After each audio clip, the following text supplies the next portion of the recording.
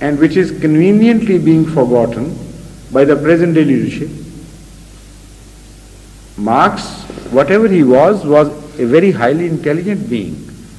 That you must give him. So when he conceived of a communist society based on equality, he claimed that everybody would be satisfied because he would get his rights, and when everybody is satisfied, then an equilibrium in society is reached, like a level desert where unless wind blows from outside, no change can happen in surface levels.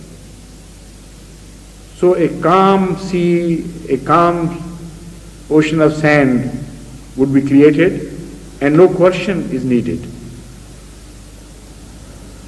So it will be a stateless society in the end. That was the utopia of Marx. And it's quite logical. If satisfaction is reached, then it has to be a stateless society. But what happens?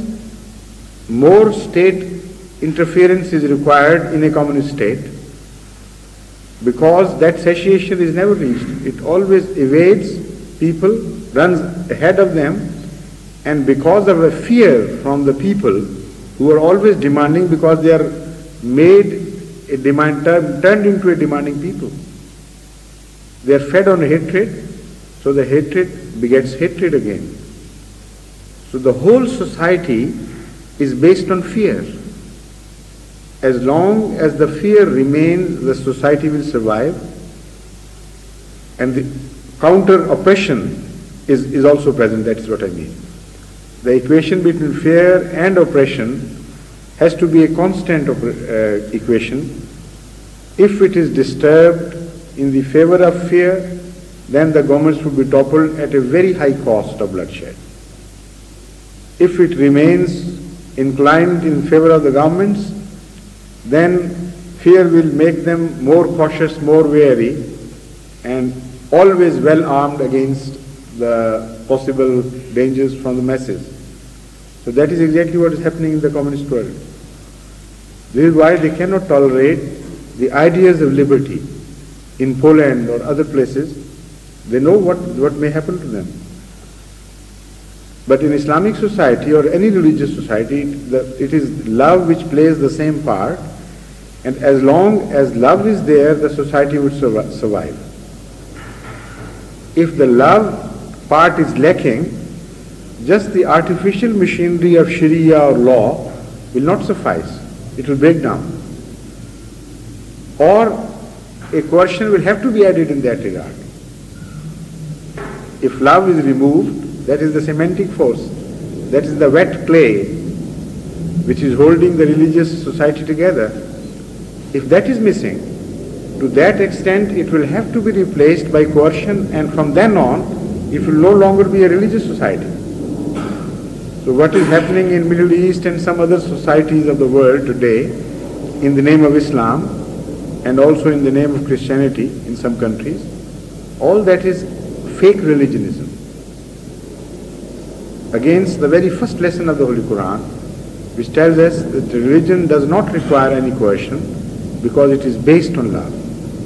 Coercion will always be required and eternally will be required by opposing forces to religion because they are based on hatred.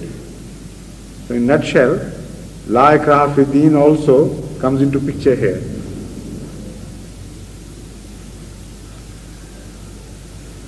Yes, please, yes, go ahead.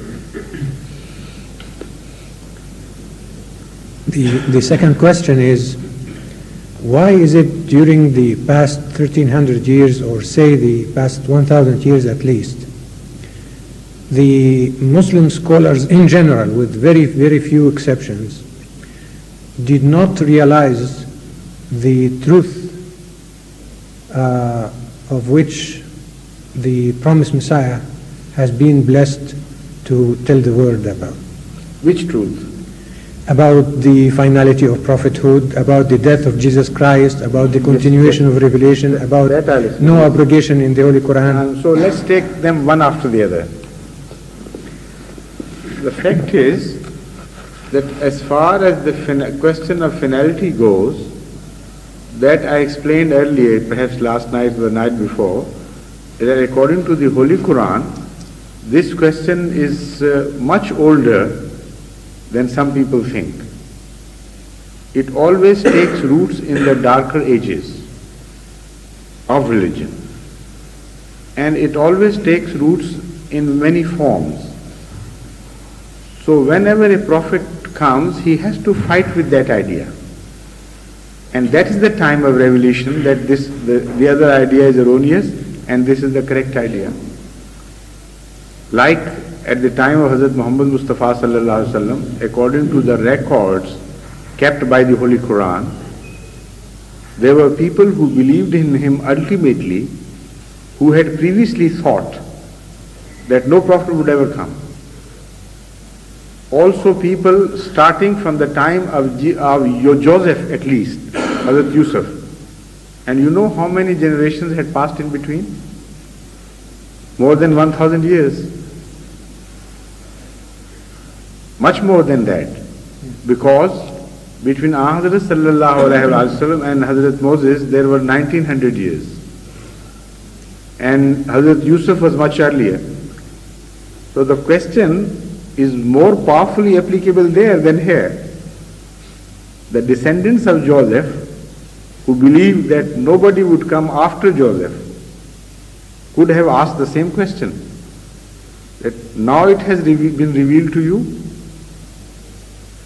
At least after 600 some years of Jesus Christ, if we say that they were corrected, at least there is a gap of about 700 years. And then, right at the time of Hazur Akram sallallahu alaihi wasallam, there are found such people who believed that no prophet would come. So the concept of finality of prophets is not a new concept. The question is not this, that the concept of coming of prophets is new or old. The question is, the concept of finality of prophets is new or old.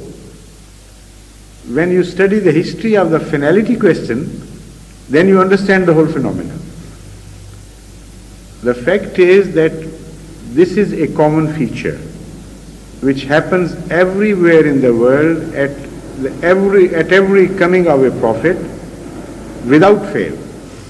That whenever a prophet from Allah comes, people of that time are not ready to accept a foreign yoke.